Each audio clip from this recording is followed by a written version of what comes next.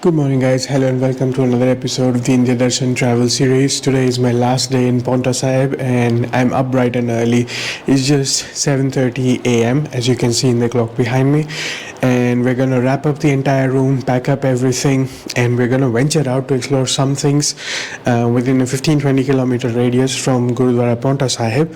And yesterday, finally at the reception, I managed to speak to some staff here at this Gurudwara Sahib and figured out where Bhangani Sahib is. So today's mission is to go venture out and finally try and find it once and for all. Turns out Google Maps just shows you incorrect routes all the time, so they gave me some tips on how to find it the old school way. So let's wrap up everything and let's hit the road.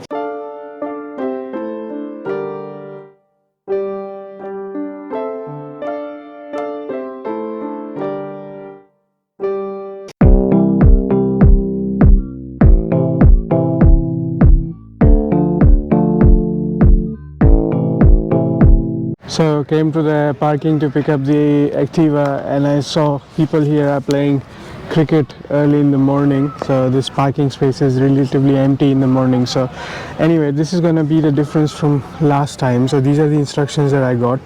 So first thing, we're going to go to Bangran Chowk, and the last thing is Bhangani Sahib, but I'm going to modify this a little bit because distance wise from Bangran Chowk, if you go straight, you're going to find three Gurudwara Sahib. Shergah Sahib, where Guru Gobind Singh hunted a lion, Teergarhi, and then Bhangani Sahib, where the battle for humanity was fought, where Bhangani Sahib is the farthest away from all of them, but on the same route. So first we're going to go to Bangran Chowk and then go straight to Bhangani Sahib, and then on the way back try and see how many more we can visit, because I also need to check out from here at 11, and the journey back home is nearly 6 hours plus stops. So it's a long journey and we need to start the journey soon. So let's see how much time we get. First the Bangran Chowk.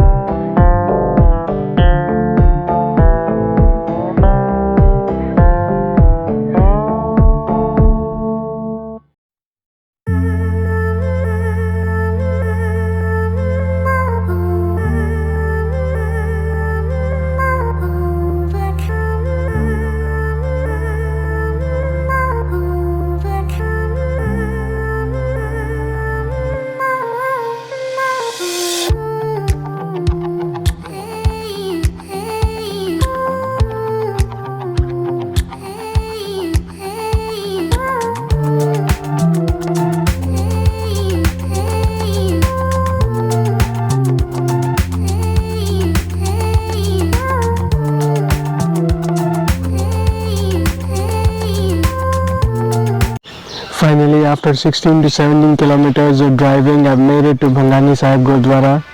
The quest is now complete. finally found it. It's a little bit difficult to find, I do give it that, and it's the route that I took from that chalk was a very straight road all the way through here, and you get here and then you get at a T4. There were some locals seated there and I asked them, and the route was easy to find. And let's go inside and have some darshan, and then we're gonna go start heading back. And I also saw Teergarhi Sahib on the way that was on the main road. So we're gonna stop by that as well. So, but first let's go inside. This is where the first battle of humanity was fought. So it's a very iconic place.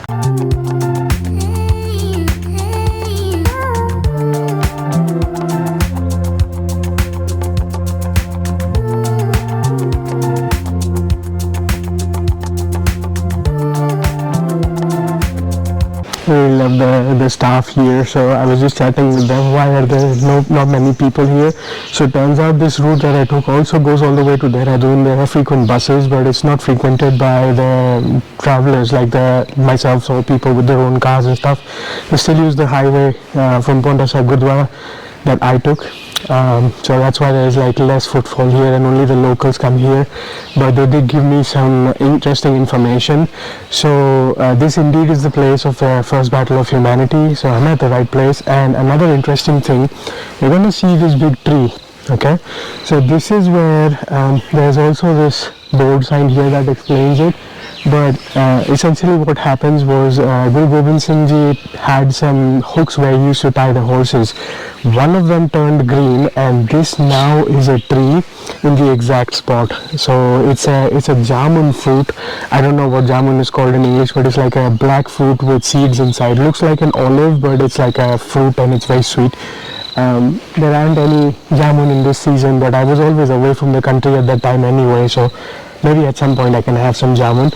And another thing that they mentioned is they have langar here, and today in the langar they have lassi, so they definitely recommended that I should try the langar before leaving. And then on the way the two Gurudwara Sahib that I was recommended, so they're going to be on the way. We're going to check them out as well.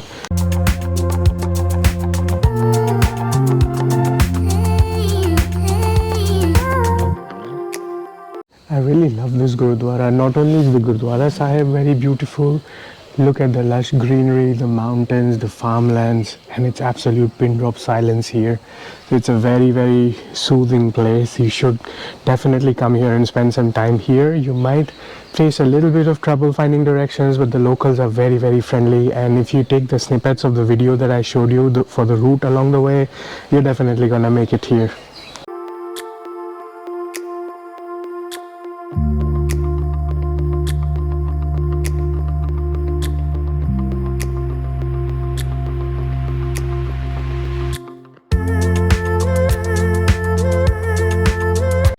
So for the most part I was on the main road, but when you're going to see this board sign, so this is the main road that I've been following.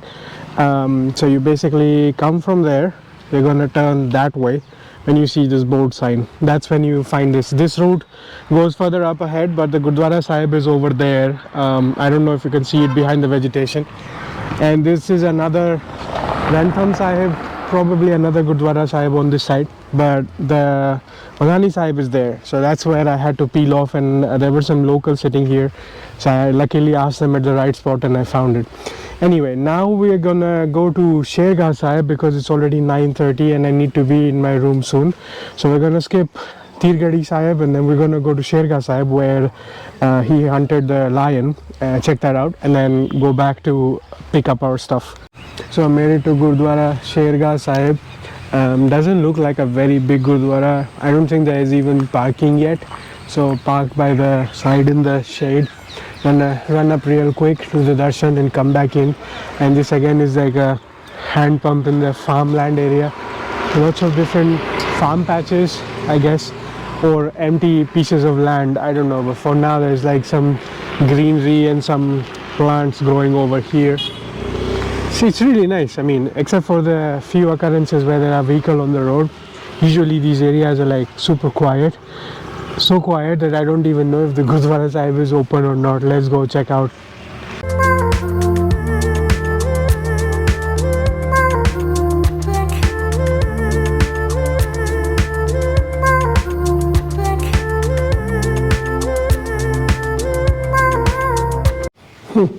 There is a wooden door. You just open the latch and you come inside. On the way out, you lock it yourself. At least for the time being, there's no priest inside. Probably they've gone somewhere. We're just gonna walk around the campus and leave from here soon.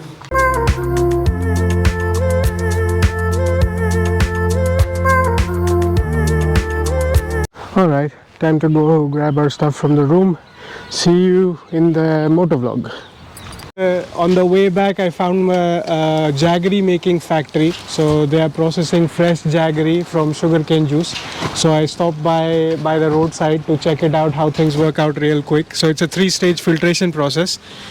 So in the first stage here, they get the sugarcane juice. In the second one, like you see, they remove the gunk.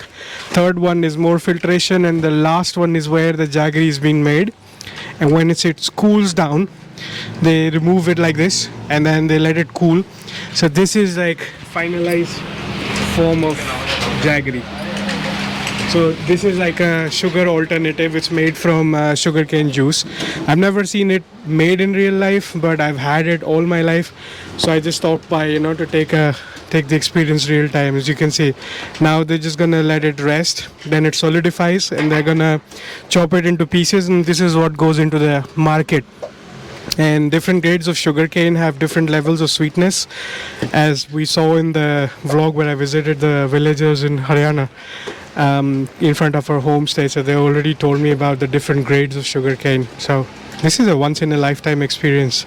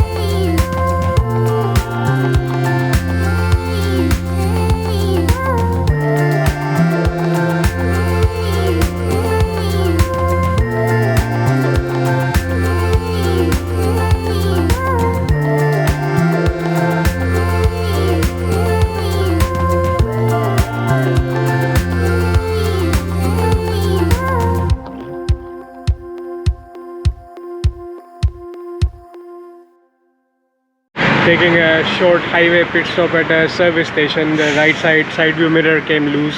Got that tightened, got the air pressure checked. I'm in the middle of some village. I don't know, there's not very many board signs here. Gonna keep going and look for a nice place to rest up a little bit. This was just an arbitrary pit stop I had to take because the side view mirror came loose and I couldn't see anything behind me on the right side, which is the main driving side, so I needed that fixed real quick. So we have about 140 something kilometers to go, 2.5 hours of journey more. Been driving for almost 2 hours, so taking another pit stop at the gas station, just fueled up. Gonna use the restroom, stretch up a little bit, then continue. So yeah, still it's 1 p.m, so still on the lookout for some nice eatery where I can grab a bite to eat. And we should be at the homestay in bright daylight, so that's a cool thing. One good thing about all Indian rest stops, like these gas stations, they have rest stops as well.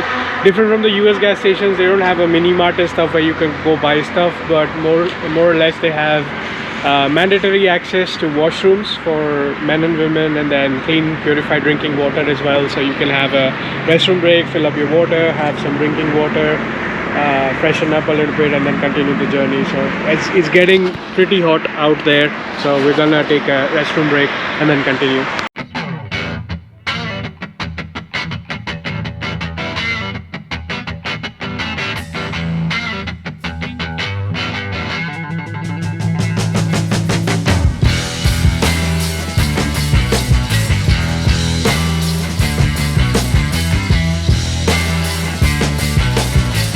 That was a really fun lunch break. I will spend half an hour here. It's 2:30 p.m. now. Still have 111 kilometers to get to the homestay.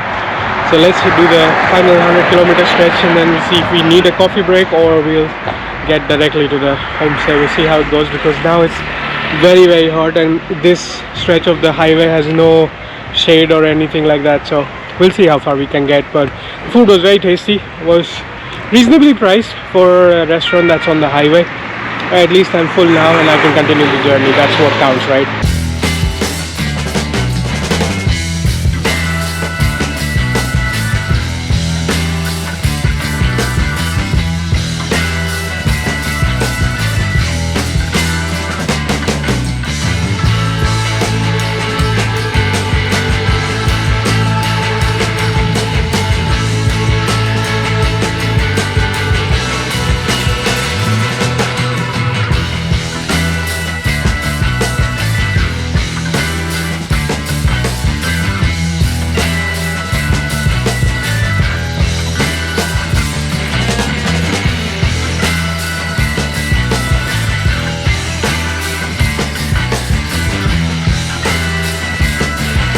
Finally made it to the last and final pit stop of the day. So this is Mannat Haveli, roadside dhaba of sorts. Oh, cute puppy here. Sorry, got distracted. Hello. So far we have done 950 plus kilometers over this entire journey. First two-wheeler ride for me and that too this long. So it's been an experience. I've done multiple 1,000 plus kilometers in a car before.